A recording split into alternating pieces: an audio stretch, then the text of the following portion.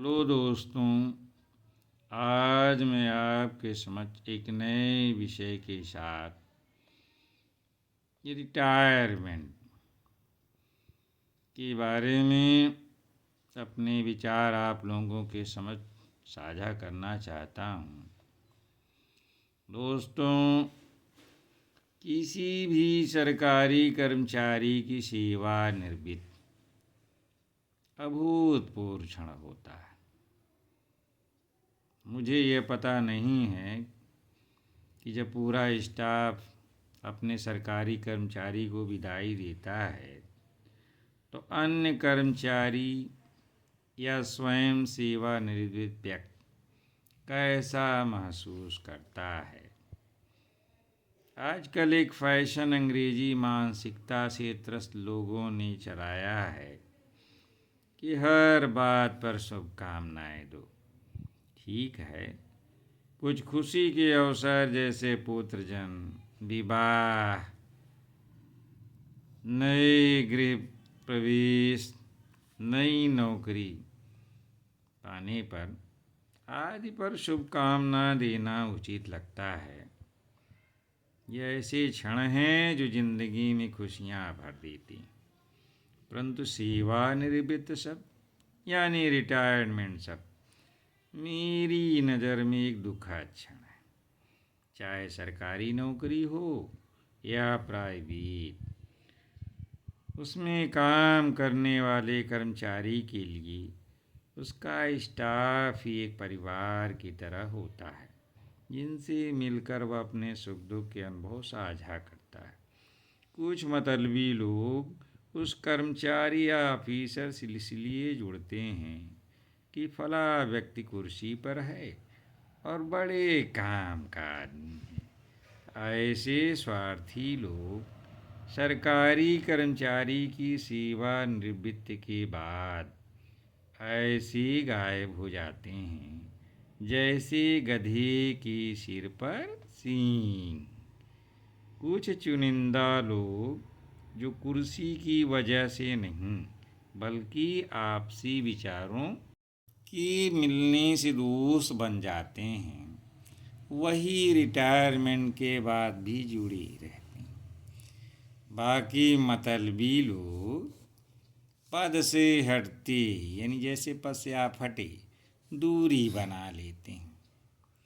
मुझे यह कहने में तनिक हिचक नहीं है कि पद पर बैठे लोग भी स्वार्थी लोगों को पसंद करते हैं और जो लंगोटिया यार उनके बचपन के या साथी रहते हैं उनसे दूरी बना लेते हैं। शायद पद की मर्यादाएं ऐसा करने के लिए उन्हें बाध्य करती हैं। अब कृष्ण सुदामा की जो मित्रता की कहानी है वो केवल किताबी बातें रह जाती हैं। दोस्तों, मैं गांव की धूल माटी में गुल्ली डंडा गोली कंचे खेलकर बड़ा हुआ हूँ। बाद में ग्रहों की चाल ऐसी बिगड़ी कि न चाहते हुए भी शहर में पढ़ने बाल्यावस्था में जाना पड़ा। अपनी उच्च शिक्षा यानी हायर एजुकेशन इलाहाबाद विश्वविद्यालय में प्राप्त की और वहीं पर प्रतियोगी परीक्षाओं की तैयारी करने लगा। तो करीब 18 वर्ष तक आप जानते हैं वहाँ गंगा यमुना त्रिवेणी का संगम है, तो संगम में स्नान किया।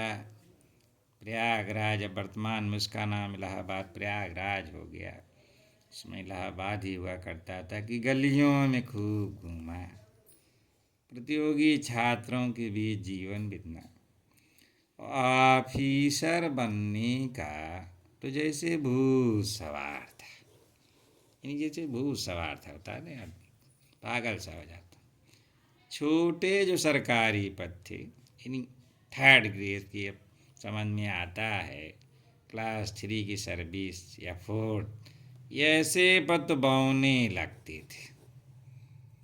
उम्र की सीमा धीरे धीरे खत्म हो रही थी बेचैनी बढ़ती जा रही थी।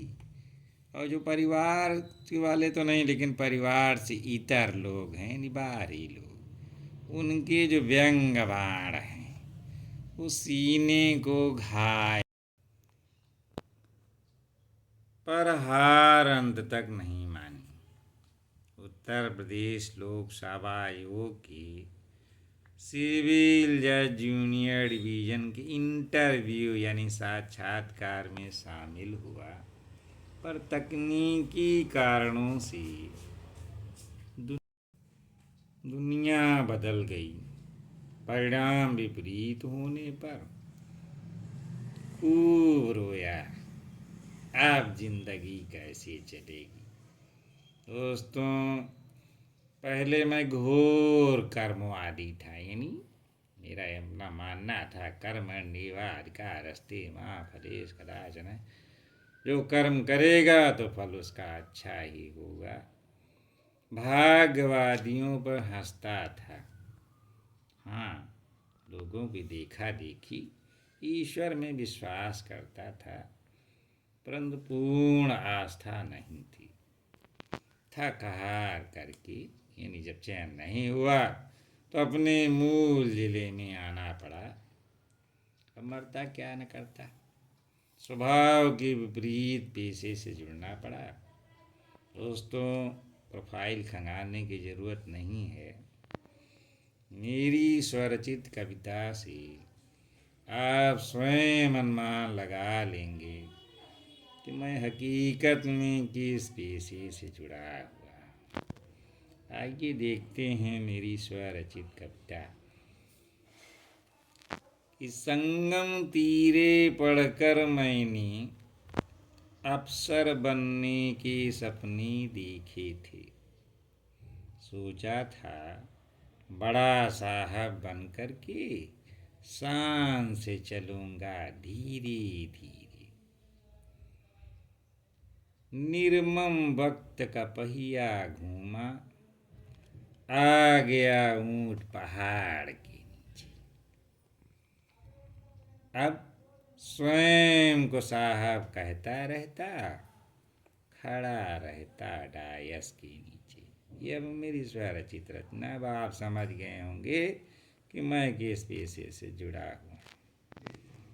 दोस्तों, अब हालात ये है कि मैं ईश्वर में पूर्ण विश्वास करता हूँ। मेरा मानना है कि हानि लाभ जीवन मरण यश अपयश विधि हाथ, जैसा कि गोस्वामी तुलसीदास ने कहा है, पूर्ण सहमत हूँ। हालांकि ये जो चौपाई है भाग्यवाद की ओर ले जाती है कि जीवन में सब कुछ पूर्ण निर्धारित है, तो भला मनुष्य कर्म क्यों करे, परंतु कर्म तो करना ही पड़ेगा। सृष्टि का विस्तार ही कर्म से हुआ है। अब ईश्वर अपना कर्म कर रहा है तो इंसान को भी अपना कर्म करना चाहिए। दोस्तों, अब तक मैंने बहुत से सेवानिवृत्त यानी रिटायरमेंट व्यक्तियों को बड़ा नज़दीक से देखा है। उनकी दिनचर्या को भली भांत महसूस किया है। अजीब सा खालीपन आ जाता है। अब जहाँ बैठेंगे अपने सर्विस पीरियड की बात सुनाने लगते हैं, लेकिन सुनने वाला कोई नहीं मिलता।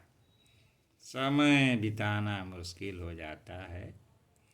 हाँ, जीवन संगनी साथ है तो कोई थोड़ी गनीमत है, वही सुनेगी बैठ के। अब आते हैं पेंशन पे। पेंशन बुढ़ापे की साथी है। सरकारी कर्मचारी की मेहनत का रिवार्ड है, परंतु कुछ नालायक यानी बहू बेटों को भी देखा है कि जिनकी नज़र बुजुर्ग की पेंशन पर होती है। यहाँ इस बात पर अंतर नहीं पड़ता कि पेंशन भोगी महिला है या पुरुष। आए दिन पैसे को लेकर कला करती हैं। अब जिस पेशे में हूँ वहाँ ढेरों सारे केसेज ऐसे आते रहते हैं। कटो बड़ी पीड़ा होती है। मेरा मानना है कि पेंशन प्राप्त कर्मचारी को फिर उसी समाज से जुड़ जाना चाहिए जिसे पद की जिम्मेदारी के समय छोड़ देना पड़ा था, या कोई स्वरोजगार कर ले या किसी समाज सेवी संस्था से जुड़ जाए तो शायद रिटायरमेंट के बाद का जीवन अच्छी तरह गुजर जाए। खैर, अब बात रिटायरमेंट की हो रही है। अब आज यदि मैं भी सरकारी सेवा में होता तो अवकाश के करीब पहुंच रहा होता। शायद सेवानिवृत्त का भी दिन आ जाता और मेरे लिए तो और दुखद क्षण होता। अब लगता है ईश्वर की जो भी इच्छा होगी वही मनुष्य को करना पड़ेगा।